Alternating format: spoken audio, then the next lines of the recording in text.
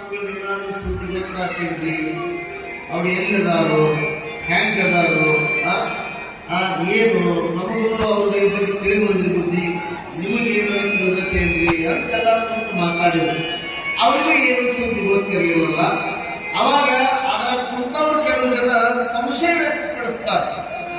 ಅಲ್ರಿ ಹೋಗಿಟ್ಟಿನ ಒಂದೇನು ಸುದ್ದಿ ಇಲ್ಲದ ಅವ್ರೇನ ಚನ್ನಬಸವ ಸ್ವಾಮಿಗಳು ಜೀವಂತ ಅದಾರೋ ಇನ್ನು ಸಂಶಯ ಬಂತು ಜನಕ್ಕೆ.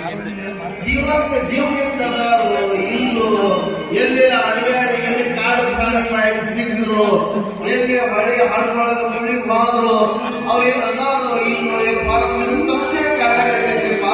ಮನುಷ್ಯರೊಳಗೆ ದುಃಖ ದುಮ್ಮಾನ ತುಂಬಿ ಬರಾಕತ್ತೈತಲ್ಲ ಅಂತ ಆ ಭಕ್ತರು ತಮ್ಮ ಮನಸ್ಸಿನ ಅಭಿಪ್ರಾಯವನ್ನು ವ್ಯಕ್ತಪಡಿಸಿದ್ರು. ಆಗಿದ್ದಾಗ ಆ ಹುಚ್ಚೇಶ್ವರ ಸ್ವಾಮಿಗಳು ಬೇಡಪ್ಪ ಶಿವ ಅದಾನ ಬೇಡ ಅಂದ್ರು. ಆ ಕಡೆ ಹೊಳೆ ನೋಡಿದ್ರು, ಆ ಮಠದಾಗ ಒಂದು ಕರಿಬೇವಿನ ಗಿಡ ಇತ್ತು. ಆ ಕರಿಬೇವಿನ ಗಿಡ ಕಡಿದು ಬಹಳ ದಿವಸ ಇತ್ತಾಗಲೇ ಅದು ಬಡ್ಡಿ ಇಟ್ಟ ಉಳಿದಿತ್ತು. ಅದು ಒಣಗಿ ಒಟ್ಟ ಪೂರ ಒಣಗಿತ್ತಲ್ಲ. ಅವರು ಆ ಎಲ್ಲ ಕರ್ಕೊಂಡು ಇದು ಕರಿಬೇವಿನ ಗಿಡ ಗಿಡದ ಏಟ್ ಗಿಡ ಆಗೈತಿ.